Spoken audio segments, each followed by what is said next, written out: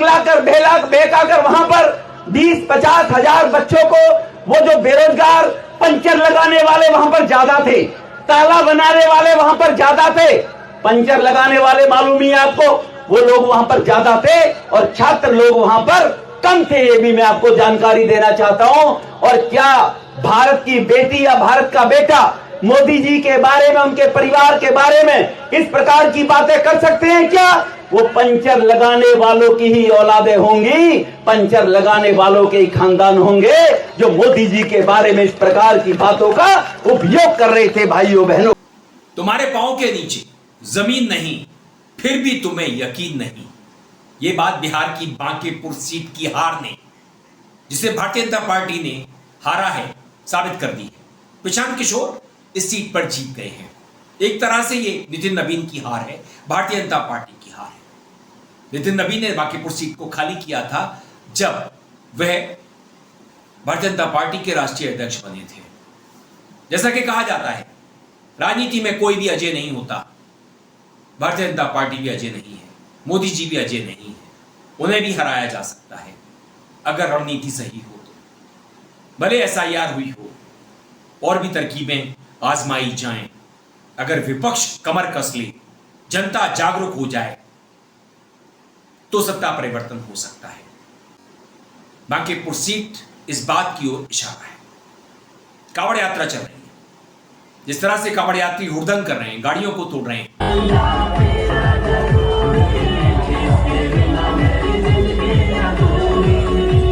आज उन्होंने बच्चों की एक स्कूल वैन को तोड़ दिया।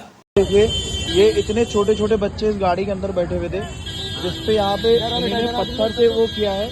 और आप देख सकते हैं यहाँ पे बच्चों के चोट तक के भी आई है, शीशा अंदर टूटा हुआ है। स्कूल जा रहे थे बच्चे।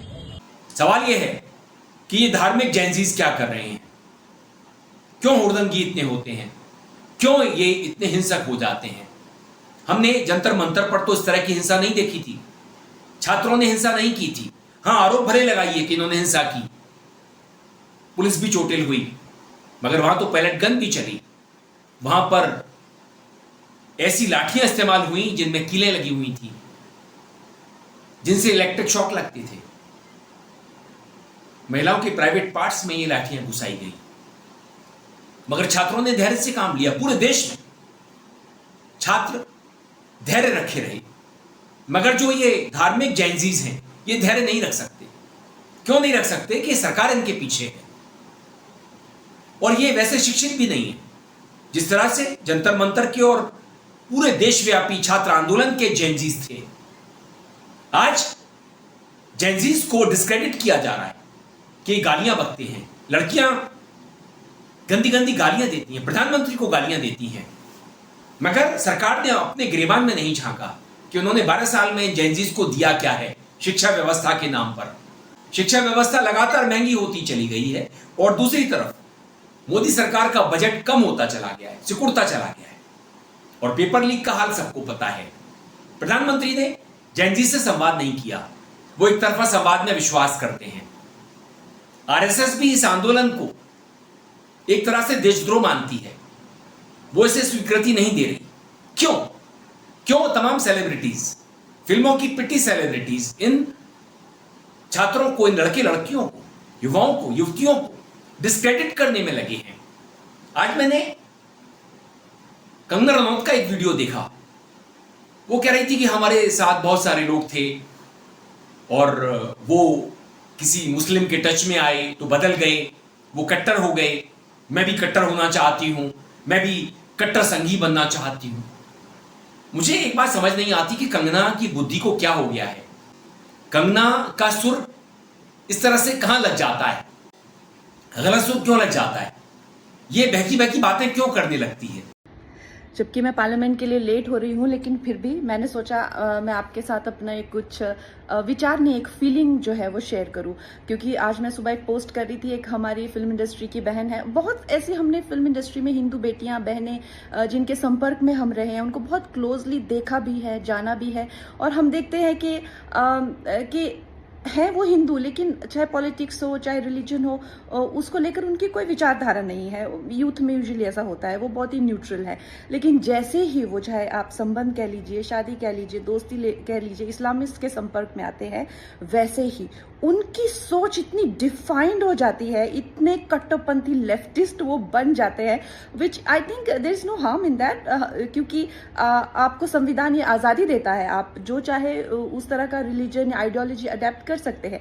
लेकिन जो प्रॉब्लम की बात है, लेकिन जब हिंदू बेटियों की बात आती है, क्योंकि आज मैं अपने आप को डिफेंड नहीं करूंगी, मैं नहीं कहूंगी कि जी मैंने आइटम नंबर्स के खिलाफ या पे पैरिटी के खिलाफ या कभी बड़ी बड़ी फिल्मों में काम नहीं किया, हीरोज के खिलाफ मैंने जो है वो बहिष्कार किया, मैंने नेपोटिज्म के खिलाफ लड़ाई लिया, आप मुझे ऐसा कैसे कह सकते हैं। हाँ, मैं एक मॉडरेट हिंदू थी। आज अगर मैंने खुद को डिफेंड कर लिया तो इतनी न जाने कितनी बेटियां जो ये जिसे कहते हैं कि लीप नहीं ले पाएंगी। हाँ, मैं मॉडरेट हिंदू थी। आज इसी वक्त मुझे जो है जो मुझे तंज किया जाता है, तुम कब से संघी बन गई, मुझे संघी बनना है।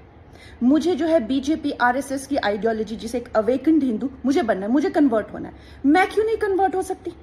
तो ये जो दोगलापन है समाज का, जब हिंदू बेटियों की बात आती है तो जो समाज की ठेकेदार है वो एक अग्नि परीक्षा के लिए हमारे 10 साल पुराने, तुम तो पार्टी करती थी, तुम तो ये करती थी, ठीक है मैं सब कुछ करती थी, लेकिन आज मुझे भी कन्वर्ट होना है और मुझे जो है एक डिफाइंड और एक अवेकन्ड हिंदू बनना है। तो मेरे लिए वो रास्ता क्यों बंद है?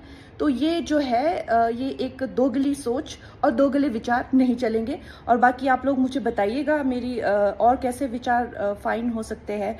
और आई जस्ट फील दैट हमारी बेटियों को भी वो आज़ादी होनी चाहिए। अगर उनको कन्वर्ट होना है डिफाइंड और डिसिप्लिन्ड हिंदू में, व्हाई नॉट?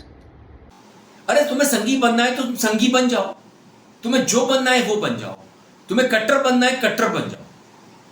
मगर लगता यही है कि तुम सत्ता के करीब जाना चाहती हो, कुछ बड़ी तुम्हारी एस्पिरेशंस हैं, बड़ी महत्वाकांक्षाएं हैं, जिनके चलते तुम इस तरह की भाषा बोल रही हो। थोड़ा रेस्टेंट रहना चाहिए तुम्हें। अपनी साथी महिलाओं के बारे में जिस तरह की बात कर रही हो कि मुस्लिमों के संपर्क में आने के बाद वो कट्टर हो गए, उनके सोचने का तरीका बदल गया, तो ये निराधार बातें हैं। अगर मैं किसी धर्म को नहीं मानता हूं, अगर मैं उदार हूं, मैं इंसानियत में विश्वास करता हूं, मानवता में विश्वास करता हूं, इस प्रकृति को प्यार करता हूं, किसी को दुखी नहीं देख सकता, तो इसमें धर्म कहां आड़े आता है? कौन रोकता है मुझे? कौन सी जाति मुझे रोकती है? कौन सी जाति के लोग मुझे रोकते हैं? तो ये बेवजह इस तरह की बात करती है कंगना और अपनी ओर ध्यान खींचने की कोशिश करती है बिना बात के। ऐसे अनुपम खेर करते हैं। उन्होंने तो गाली दी एक मीटिंग में कि अपने घर में बहन की गाली कौन देता है। तो इस तरह की गालियां अनुपम को नहीं देनी चाहिए थी। ये महिला विरोधी हैं। वैसे भी गालियां हमें नहीं देनी चाहिए। ज्यादातर गालियां महिला विरोधी ही होती हैं, उनके नाम पर ही होती हैं। तो इस सरकार को, इस सत्ता को, इस भगवा ब्रिगेड को विचार करना चाहिए कि देश चाहता क्या है। देश में जो भावनाएं हैं वो बदल रही हैं, माहौल बदल रहा है और बांकेपुर सीट ने ये साबित किया है। तो धार्मिक कट्टरता से देश का कितना भला हो सकता है और एनडीए का कितना भला हो सकता है? भारतीय जनता पार्टी क्या सत्ता में बनी रह सकती है? वो राज्यों के और 29 में होने वाले लोकसभा चुनाव को जीत सकती है? वो तो शॉर्टकट अपना रही है, परिसीमन चाहती है, 850 सीटें करना चाहती है, जिससे कि लोकतंत्र पूरा खत्म हो जाएगा। सांसदों के पास समय नहीं होगा अपनी बात रखने के लिए। कैसे निर्णय होंगे वहां पर? और उत्तर और दक्षिण में बड़ा फर्क है। उन्होंने अपनी पॉपुलेशन पर कंट्रोल किया है, तो उत्तर भारत की जो कीमत है उसे दक्षिण भारत क्यों चुकाएगा? क्यों चुकाए वो? अमेरिका में इस तरह से सीटें नहीं बढ़ाई गई। कब से? 1929 से लेकर के आज तक। वहां पर शायद 450 सीटें। भारत में 850 सीटें क्यों मोदी जी करना चाहते हैं, भगवा ब्रिगेड करना चाहती है? इसलिए कि वो सत्ता में लगातार बने रहें, उत्तर भारत का जो रिप्रेजेंटेशन है वो बढ़ जाए, दक्षिण का कम हो जाए तो हिंदी भी थोपी जा सकती है, हिंदुत्व भी थोपा जा सकता है। लेकिन ये शॉर्टकट है, ये नहीं चलेगा। भारत बदल रहा है, जेंसीज अलग तरह से सोचते हैं, देश भी अलग तरह से सोच रहा है। बांकेपुर ने अलग हट करके सोच करके बता दिया है कि एनडीए और बीजेपी के सामने बड़ी चुनौतियां हैं। वीडियो पसंद आने पर आप इसे लाइक करें, दोस्तों साथियों में शेयर करें, चैनल को सब्सक्राइब भी कर दें, बेल आइकन का घंटी जैसा बटन दबा दें, जिससे कि आने वाली वीडियो की आपको नोटिफिकेशन मिल सके। आप अपनी प्रतिक्रिया मेल आईडी और कमेंट बॉक्स में भेज सकते हैं। मैं था आपके साथ अरविंद, आप देख रहे हैं मुझे अपने ईमान अरविंद से पर। नमस्कार।